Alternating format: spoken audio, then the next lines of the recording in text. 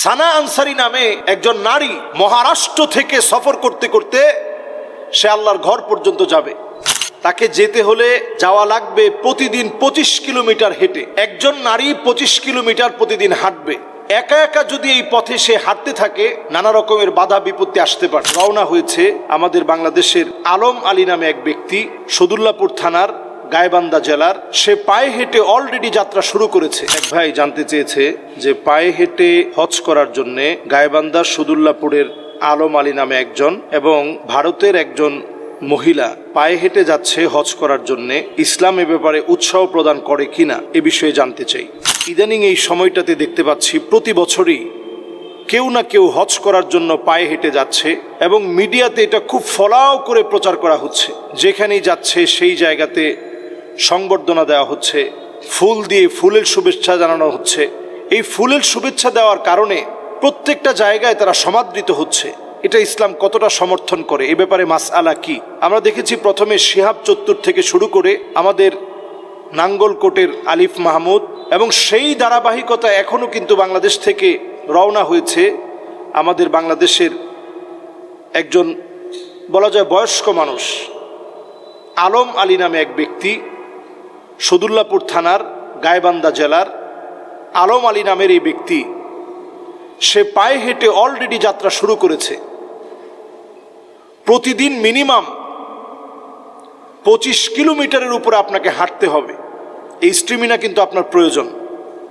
যেই কষ্টটা আপনি করবেন আল্লাহর জন্য করা, এই কষ্টটুকুন আপনার জন্য করা বৈধ হচ্ছে কিনা, সওয়াবের কারণ হচ্ছে কিনা, এটা আমাদের প্রত্যেকের আমলে নেওয়া উচিত। কেউ করছে এজন্য আমাকে করতে হবে, বাংলাদেশের পতাকাকে উড্ডীন করতে হবে, এই দায়িত্ব ইবাদতের ক্ষেত্রে আল্লাহ রাব্বুল আলামিন আমাকে আপনাকে দেননি। এক্ষেত্রে একটি সহিহ হাদিস আমি আপনাদের খেদমতে পেশ করতে চাই। উকবা বিন আমির রাদিয়াল্লাহু তাআলা আনহুর বোন, উনার ব্যাপারে নবীজি সাল্লাল্লাহু আলাইহি সাল্লামের কাছে এসে প্রশ্ন করা হলো, আন্না উকবা ইবনে আমির আতান নবী সাল্লাল্লাহু আলাইহি ওয়াসাল্লাম। উকবা বিন আমির রাদিয়াল্লাহু তাআলা আনহু নবীজি সাল্লাল্লাহু আলাইহি সাল্লামের কাছে আসলেন। এসে আল্লাহর হাবিব মুহাম্মদ সাল্লাল্লাহু আলাইহি ওয়াসাল্লামের কাছে প্রশ্ন করলেন, ফাযাকারা আন্না উখতাহু নাযারাত আন তামশিয়া ইলাল বাইত। আল্লাহর ঘর হজ করার জন্য আল্লাহর ঘরে যাবে, এই যাওয়ার পথে হেঁটে হেঁটে পায়ে হেঁটে যাবে। আমাদের দেশের মতো এত দূর থেকে সেই সময়ের পথ মাড়িয়ে যাওয়ার কথা আমি বলছি না, এত দূর না। আমাদের দেশ থেকে এই 8000 কিলোমিটারের লম্বা পথ পরিক্রমা পাড়ি দিয়ে যেতে হবে। এত লম্বা পথের কথা সেই সময়ের কথা নয়, অল্প পথ আসবে। তারপরেও নবীজি সাল্লাল্লাহু আলাইহি সাল্লাম বললেন, মুর উখতাকা আন তারকাব। তুমি তোমার বোনকে গিয়ে অর্ডার করবা। মুর, এটা অর্ডার, নবীজি সাল্লাল্লাহু আলাইহি সাল্লাম শব্দ ব্যবহার করলেন। তাকে গিয়ে তুমি অর্ডার করবা সে যেন আরোহণ করে আল্লাহর ঘরের দিকে হজ করার জন্য যায়। এরপর নবীজি সাল্লাল্লাহু আলাইহি ওয়াসাল্লাম বললেন, ওয়াল তুহদি বাদানা, এবং সে যেন তার আরোহণ হিসেবে একটা উটের উপরে আরোহণ করে যায়। পায়ে হেঁটে যেতে নবীজি সাল্লাল্লাহু আলাইহি সাল্লাম উৎসাহ প্রদান করেননি। কোরআনুল কারীমের দিকে যদি আমরা তাকাই, আল্লাহ রাব্বুল আলামিন বলছেন, লা ইউকাল্লিফুল্লাহু নাফসান ইল্লা উসাহা। আল্লাহ কারো উপরে কোনো বোঝা চাপিয়ে দেন না। সানা আনসারী নামে একজন নারী মহারাষ্ট্র থেকে সফর করতে করতে সে আল্লাহর ঘর পর্যন্ত যাবে। এতক্ষণ বললাম আমাদের দেশের গাইবান্ধার এক ভাইয়ের কথা। সানা আনসারী নামে যে নারী যাচ্ছে, আপনারা নিশ্চয়ই দেখতে পাচ্ছেন, তার নিজস্ব একটা ফেসবুক পেজ আছে, যে পেজের ভিতরে নিয়মিত আপডেট দেওয়া হচ্ছে এখন কোথায় আছেন, কিভাবে যাচ্ছেন। এই পথ কিন্তু লম্বা পথ পরিক্রমা। যিনি যাচ্ছেন পায়ে হেঁটে এই যাওয়ার পথে এই লম্বা পথ পরিক্রমা পাড়ি দিয়ে যেতে হবে। এই যেতে গিয়ে যেই জায়গাগুলো পার হতে হবে এটা সহজ বিষয় না, কিন্তু তাকে যেতে হলে যাওয়া লাগবে প্রতিদিন 25 কিলোমিটার হেঁটে। প্রতিদিন একজন নারী 25 কিলোমিটার প্রতিদিন হাঁটবে। একা একা যদি এই পথে সে হাঁটতে থাকে নানা রকমের বাধা বিপত্তি আসতে পারে। কোন কোন জায়গা তাকে পার করতে হবে একটু চিন্তা করেন। তাকে পার করতে হবে, সে অলরেডি এখন মহারাষ্ট্রে আছে, এখান থেকে হাঁটা শুরু করেছে অলরেডি।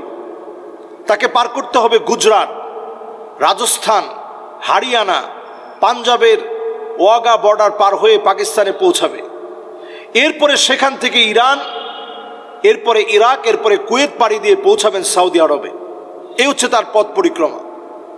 একজন নারী এত লম্বা পথ যদি পাড়ি দেয়, তার সাথে যদি মাহরাম না থাকে, আপনার হজ আল্লাহ রাব্বুল আলামিন কেমন করে কবুল করবে? এই লম্বা পথে আপনি কোথায় ঘুমাবেন? এর আগে শিহাব চত্বর নামে যে গিয়েছে, সে তার স্থানীয় যে মসজিদ পেয়েছে সেখানে অবস্থান করেছে। একজন নারীর জন্য এটা কতটা কঠিন হবে চিন্তা করেন। এখন এই বোন তার সাক্ষাৎকারে বলেছে যে আমার মাহরাম তিনি আমার সাথেই আছেন, যদিও তিনি হেঁটে আসেন নাই, তিনি আসবে বিমানে। এটাও নতুন একটা প্রসেসিং শুরু হয়েছে। যখন আপনি নিজে যাবেন, সবাই আপনার প্রতি একটা সৌহার্দ্যপূর্ণ আচরণ দেখাবে, আপনাকে হয়তো হাদিয়া দিবে, উপঢৌকন দিবে, এগুলো সব মিলে এরপরে আপনি আপনার পরিবারকে নিয়ে গেলেন, তারা হয়তো বিমানে চড়ে যাবে। এই বিষয়গুলো ইসলাম আসলে, যদিও আপনি পায়ে হেঁটে গেলে আপনি নারী হিসেবে এটা আপনি অবশ্যই আপনার মাহরামের প্রয়োজন। মাহরাম ছাড়া কোনোভাবেই একজন নারীর পথ, কখনো পথ পরিক্রমা সহজ হতে পারে না। মাহরাম ছাড়া এই হজ আল্লাহর কাছে কবুল হবে না। এই জন্য যারাই আমরা এই জাতীয় নিয়ত করতেছি, দেখবেন আগামী বছর আমাদের বাংলাদেশের কোনো নারী সেও সাহস করবে যে আমাকেও হজ পায়ে হেঁটে করা লাগবে।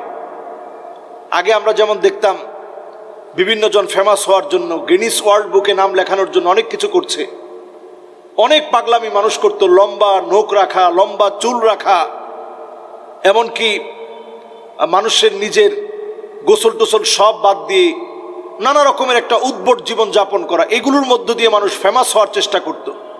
এখনকার এই সময়ে এসে আমরা দেখতেছি অনেকে ইসলামকে বিক্রি করে, ইসলামকে সামনে রেখে ফেমাস হওয়ার চেষ্টা করে। আল্লাহ রাব্বুল আলামিন হজ তো আপনার উপরে ফরজই করে নাই। যদি আপনার সামর্থ্য না থাকে, সামর্থ্য যখন আসবে তখন আপনাকে হজ করতে হবে। সামর্থ্যের বাহিরে আল্লাহ রাব্বুল আলামিন কারো উপরে হজকে চাপিয়ে দেন না। কাজী সানা আনসারী সহ যতজনই পায়ে হেঁটে এই হজ করার জন্য চিন্তা ভাবনা করছেন, আপনাদের প্রত্যেকের ভাবা উচিত এই কাজটা আমার জন্য এই কষ্টটা সওয়াবের কারণ হবে কিনা। ওমর রাদিয়াল্লাহু তাআলা আনহু খ্রিস্টান একজন পাদ্রীর দিকে তাকায় তিনি কাঁদলেন জাহারে। এই লোকটার এত কষ্ট আল্লাহর কাছে কোনো মূল্য হিসাবে আল্লাহর কাছে গৃহীত হবে না। অনেক সময় আমরা এই কষ্টগুলো করি, এগুলো আল্লাহ রাব্বুল আলামিনের কাছে কোনো সম্মানের কারণ হবে না।